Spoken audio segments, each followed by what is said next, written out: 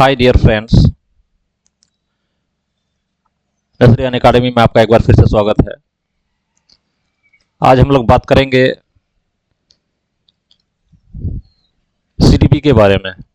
पिछले वीडियो में हम लोग बात किए थे कि सीटेट पेपर 1 का सिलेबस क्या होगा और 100 प्लस के लिए तैयारी किस तरह किया जाए। मार्क्स हम लोग को हाई लाना है, ना कि लो। सो फ्रेंड्स, नजरियान अकादमी आपके लिए एक बार फिर से हाजिर है अपने चैनल में सीडीपी के पहले भाग को लेकर, जिसमें कह सकते हैं कि सीडीपी का सुपर 30,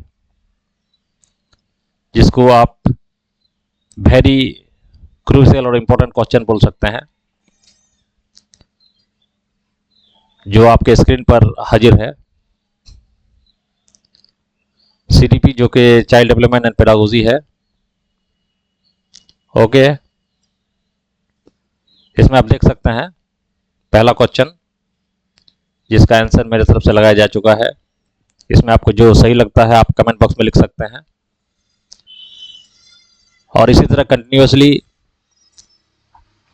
मेरा चैनल आपके लिए सीडीपी, मैथ और सोशल स्टडीज से रिलेटेड 3 भाग हम लोगों का रेस्पॉन्सिबिलिटी है। जो इस चैनल से जुड़ने वाले हैं और या जो जुड़ चुके हैं, आपसे रिक्वेस्ट है कि सीटेट की तैयारी करने वाले सारे कैंडिडेट जो आपके रिलेटिव में है या रिलेशन में है या फ्रेंड में है,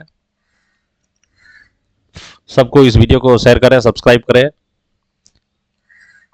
ताकि हम लोग अच्छे तरीके से सीटेट का तैयारी करें जुलाई के लिए।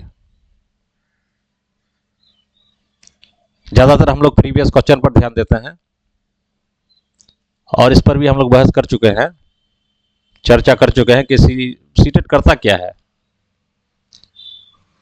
6 साल, 7 साल, 8 साल, मिनिमम 6 ईयर्स, मैक्सिमम 8 ईयर्स, 6, 7, 8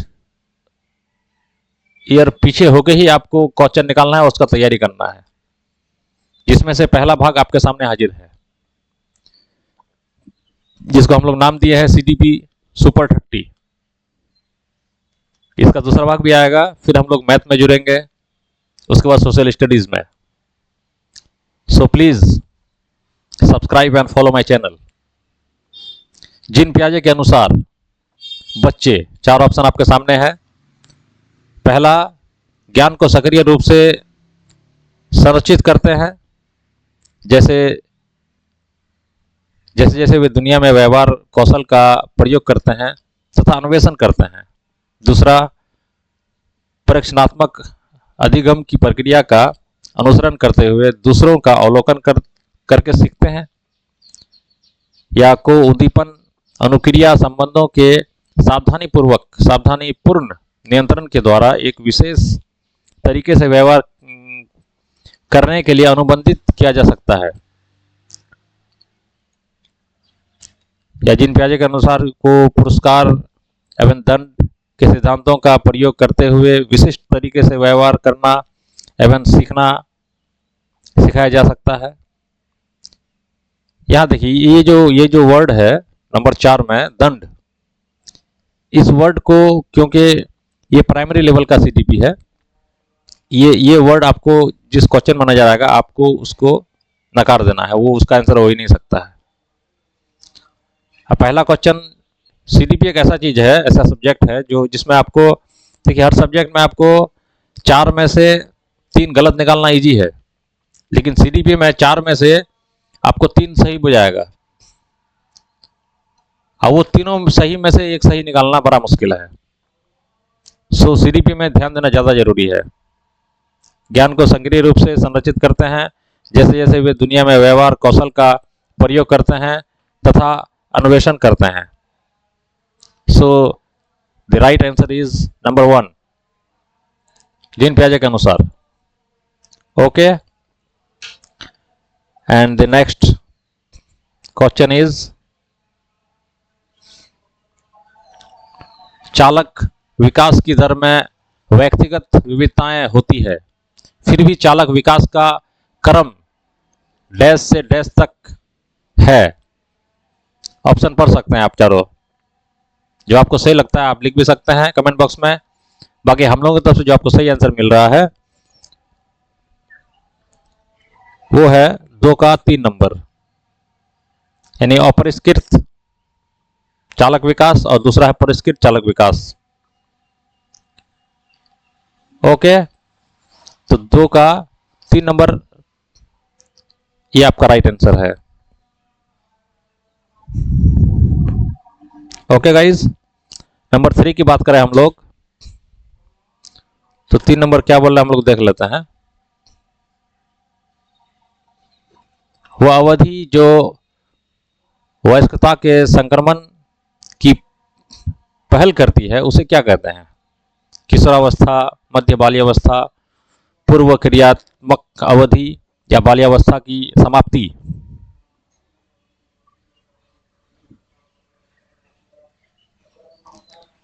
अगर आप लोग इसका सही जवाब जानते हैं अपने तरफ से तो आप कमेंट बॉक्स में लिख सकते हैं। नजरिया अकादमी की तरफ से 3 नंबर का जो सही जवाब है वो आपको दिया जाता है 3 का 1, यानी कि ऑप्शन नंबर 1 किशोरावस्था, वो अवधि। तो वो अवधि किशोरावस्था है जो व्यवस्था के संक्रमण की पहल करती है। ओके, नंबर 4, एक बच्चा तर्क प्रस्तुत करता है कि हिंज को दवाई की चोरी नहीं करनी चाहिए, क्योंकि यदि वह ऐसा करता है तो उसे पकड़ा जाएगा और जेल भेज दिया जाएगा। कॉलबर्ग के अनुसार वह बच्चा नैतिक समझ की किस अवस्था के अंतर्गत आता है? यंत्रीय उद्देश्य, अभिविन्यास, सामाजिक कर्म नियंत्रक अभिविन्यास, दंड एवं आज्ञापालन विन्यास अभिविन्यास, या सार्वभौम नैतिक सिद्धांत अभिविन्यास? So the right answer of number 4 is 3, दंड एवं आज्ञापालन अभिविन्यास। ओके, नंबर 5, ऐसा भी लगे तो जी, मौखिक संवाद को बच्चे अपने आप से करते हैं, उन्हें लेव वाइगोत्स्की क्या कहते हैं? 5 का नंबर 2 राइट आंसर, व्यक्तिगत वार्ता। क्योंकि वीडियो हम लोग को ज़्यादा लंबा खींचना नहीं है, सो हम लोग डायरेक्ट आंसर लिखते हुए आगे बढ़ रहे हैं। आप लोग रोक के इसको लिख भी सकते हैं, नोट भी कर सकते हैं। खिलौने, पहनावे की वस्तुएं, घरेलू सामग्रियां, व्यवसायों एवं रंगों को विशिष्ट लिंग के साथ संबंधित करना क्या प्रदर्शित करता है? विकसित जेंडर का पहचान, जेंडर रूढ़िवादिता, जेंडर सिद्धांत या जेंडर प्रासंगिकता? नंबर 6 का आंसर नंबर 2 राइट। नंबर 7 की बात करें गाइस, एक प्रारंभिक कक्ष में एक बच्ची अपने साथ जो अनुभव लाती है उन्हें अस्वीकार करना चाहिए, उनकी उपेक्षा करनी चाहिए, उन पर ध्यान नहीं देना चाहिए, या उन्हें शामिल कर उनका संचय करना चाहिए? तो 7 का जो राइट आंसर है वो नंबर 4 है, क्योंकि ऐसे प्रयोग करने वाले बच्चे को अगर आप नेगलेक्ट कर देते हैं तो फिर वो पीछे रह जाएंगे। उसको आगे बढ़ाना ही जरूरी है ताकि वो अग्रसर हो पाए अपने क्रियाकलाप के प्रति। ये उसका कीवर्ड आप कह सकते हैं। नंबर 8, एक शिक्षक को चाहिए कि वो विद्यार्थियों के बीच तुलना को अधिकतम करें, वह विशेष संस्कृतियों समुदायों के बच्चों को बढ़ावा दें, वह विद्यार्थियों के बीच सांस्कृतिक विभिन्नताओं तथा विविधता को अनदेखी करें। यह संप्रेषित करें कि वह कक्ष में सभी संस्कृतियों का सम्मान करती है एवं महत्व देती है।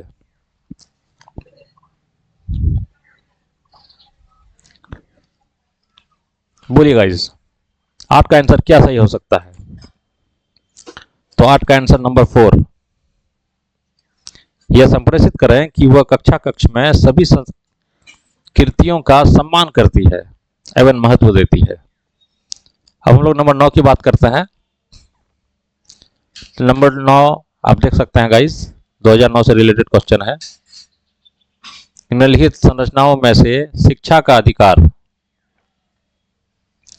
अधिनियम 2009 किसकी वकालत करता है? एकीकृत शिक्षा, समावेशी शिक्षा, पृथकीकरण, मुख्य धारा शिक्षण। बड़ा इंपॉर्टेंट क्वेश्चन है, बड़ा ही important. So guys, what is the right answer of 9? समावेशी शिक्षा, the right answer. And next question is dash. यह विचारधारा है कि सभी बच्चों को एक नियमित विद्यालय व्यवस्था में समान शिक्षा प्राप्त करने का अधिकार हो।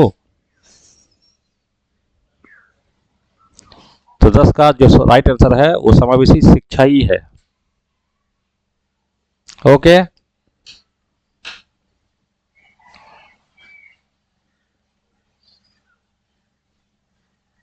11 देखिए दोस्तों, निम्नलिखित में से कौन सा स्तंभ क के बच्चों को स्तंभ ख में उनकी प्राथमिक विशेषताओं के सही मिलान को प्रस्तुत करता है? आप देख लीजिए, स्तंभ क को स्तंभ ख से देख लीजिए।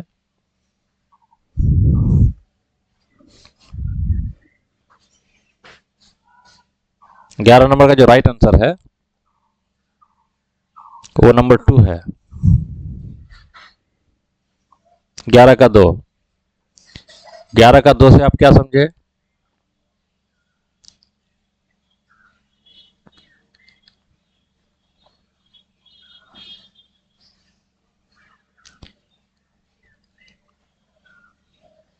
यानी कि DABC।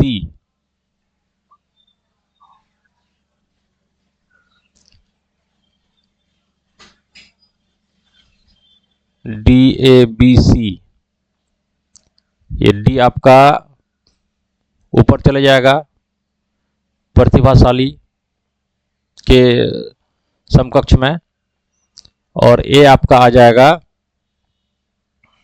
2 में, यानी अधिगम अशक्तता, और बी चले जाएगा आपका 3 के में, 3 में यानी कि सृजनात्मक, और सी चले जाएगा 4 में, यानी कि अवधान कमी, अति सक्रियता, व्यक्तिक्रम।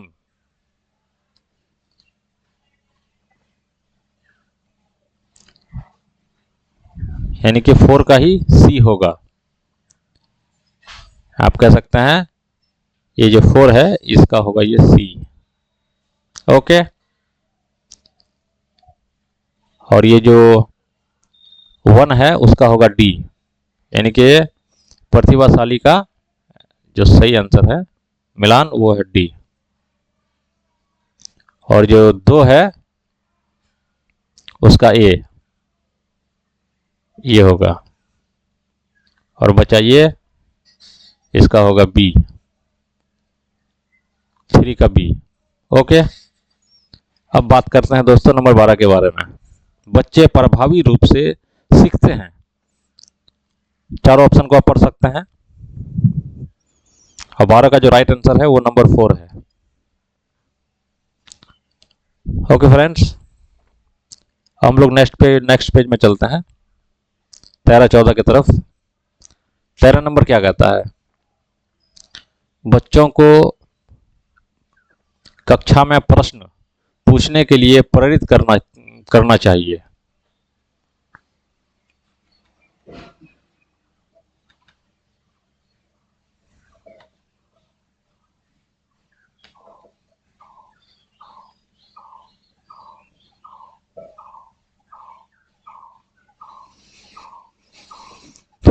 बच्चों को कक्षा में प्रश्न पूछने के लिए प्रेरित करना चाहिए, या पूछने के लिए हतोत्साहित करना चाहिए, या पूछने की अनुमति नहीं देनी चाहिए, या पूछने से रोकना चाहिए। तो क्या होगा इसका राइट आंसर? सो इसका जो राइट आंसर है वो है 13 का 1, यानी कि पूछने के लिए प्रेरित करना चाहिए। अब 14 नंबर की बात करते हैं। निम्नलिखित में से कौन सी एक मुख्य सक्रिय सक्रिया प्रक्रिया नहीं है जिसके द्वारा सार्थक अधिगम घटित होता है? तटस्थीकरण एवं स्मरण, पुनरावृत्ति एवं अभ्यास, निर्देश एवं संचालन, अन्वेषण एवं पारस्परिक क्रिया। इसका भी राइट आंसर ए है दोस्तों। ओके, अब हम लोग बात करते हैं नंबर 15, जो कि हम लोग का नेक्स्ट क्वेश्चन है। नंबर 15 की तरफ चलते हैं। यह है दोस्तों नंबर 15। जब शिक्षक को विद्यार्थियों एवं उनकी योग्यताओं के बारे में सकारात्मक विश्वास होता है, तब विद्यार्थी सीखने के लिए उत्सुक एवं प्रेरित रहते हैं या निश्चिंत हो जाते हैं तथा सीखने के लिए किसी भी तरह का प्रयास करना बंद कर देते हैं, या उसका उत्साह भंग हो जाता है तथा वे दबाव में आ जाते हैं या किसी भी रूप में प्रभावित नहीं होते हैं। ओके गाइस, तो 15 का जो राइट आंसर है वो है नंबर 1, यानी सीखने के लिए उत्सुक एवं प्रेरित रहते हैं। जब शिक्षक को विद्यार्थियों एवं उनकी योग्यताओं के बारे में सकारात्मक विश्वास होता है, तब वो सीखने के लिए उत्सुक एवं प्रेरित होते हैं। ओके, इसका अंग्रेजी क्वेश्चन भी आप इस साइड में देख सकते हैं। और यहाँ 16 नंबर की बात करते हैं। बच्चों की गलतियां प्रदर्शित करती है कि वे बच्चे कितने लापरवाह हैं, या बार बार अभ्यास करने के लिए कहकर तुरंत सुधार देनी चाहिए, यह अधिगम का एक भाग है तथा उनके विचारों में एक अंतर्दृष्टि देती है, या शिक्षण अधिगम प्रक्रिया में महत्वहीन है। बोलिए, 16 का जो राइट आंसर हो सकता है वो नंबर 3 है। इसमें थोड़ा सा डाउट है, अगर आपको भी डाउट लगे तो आप आंसर लिख सकते हैं कमेंट बॉक्स में। हालांकि इसमें 90% राइट आंसर यही बुझाता है। अब बात कीजिए 17 नंबर के बारे में, मूल्यांकन को, जिसको अंग्रेजी में कहते हैं असेसमेंट। ओके गाइज, बोलिए, क्वेश्चन पढ़िए और फिर बोलिए आप।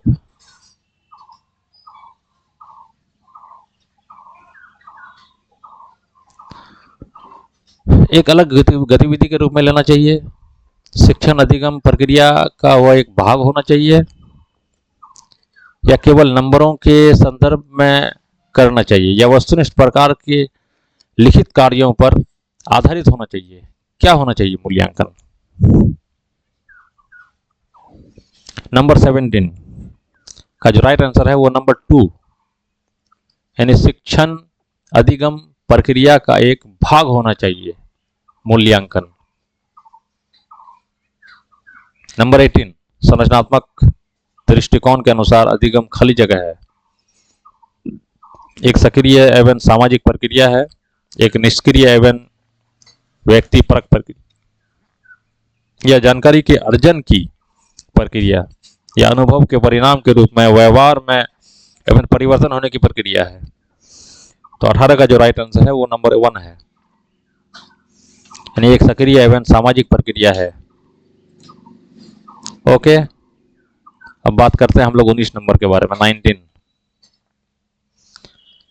नीचे लिखी हुई स्थिति किस सिद्धांत को दर्शाती है?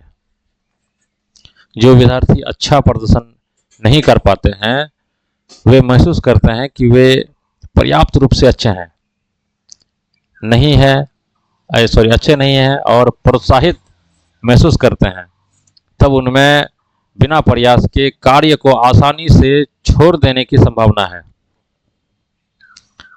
बोलिए, क्या हो सकता है आपके नजर में? 19 नंबर।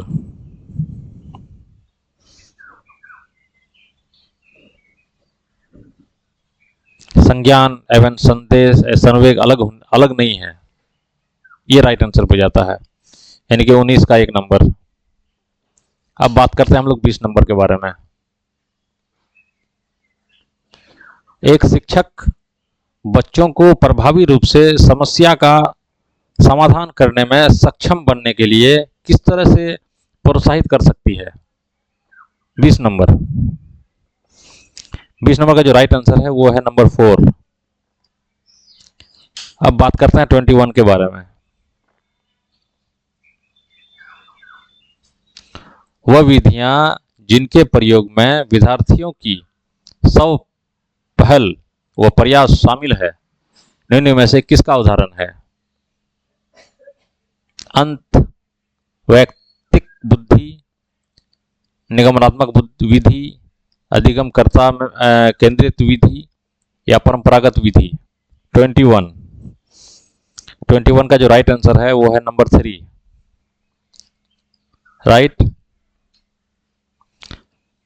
एंड देन 22, बुद्धि के बारे में निम्नलिखित कथनों में से कौन सा कथन सही है? पढ़ सकते हैं आप चारों ऑप्शन और फिर डिसाइड कीजिए। तो 22 का जो नंबर 4 है वो राइट आंसर है।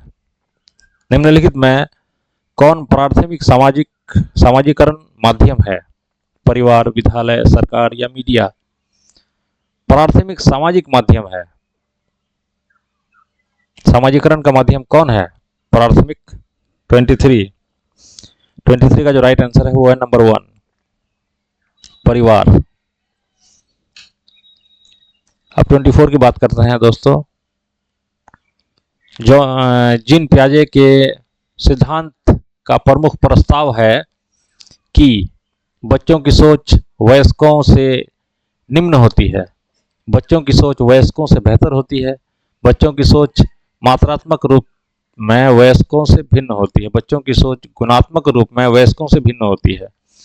24 का राइट आंसर का अनुमान आप लगा सकते हैं। 24 का राइट आंसर का अनुमान नंबर 4, बच्चों की सोच गुणात्मक रूप में वयस्कों से भिन्न होती है। नंबर 5 की बात करें दोस्तों, जेंडर एक जैविक निर्धारक है, एक मनोवैज्ञानिक सत्ता है, एक सामाजिक संरचना है या एक आर्थिक अवधारणा है? एक जैविक निर्धारक हो सकता है दोस्तों जेंडर का नंबर 1, यानी कि 25 का जो राइट आंसर है, जैविक निर्धारक, एक मनोवैज्ञानिक सत्ता, एक सामाजिक संरचना। सामाजिक संरचना भी सही है, इसका राइट आंसर है दोस्तों नंबर 3। 25 का 3, 25 का 3। 26 नंबर पढ़िए दोस्तों।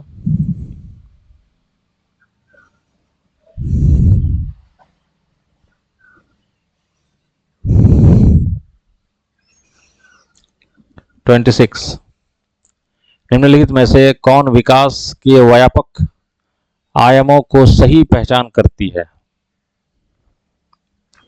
26 का जो राइट आंसर है वो नंबर नंबर 1, जिसको आपको गोला करना है, शारीरिक, संज्ञानात्मक, सामाजिक और संवेगात्मक। 27 में चलते हैं।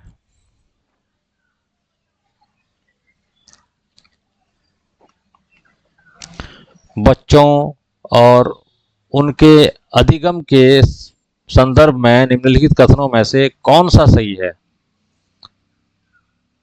27 नंबर का आप चारों ऑप्शन पढ़ सकते हैं, फिर आप बताइए। 27 का जो राइट आंसर है वो नंबर ए है, यानी कि नंबर 1। अब 28 की बात कीजिए।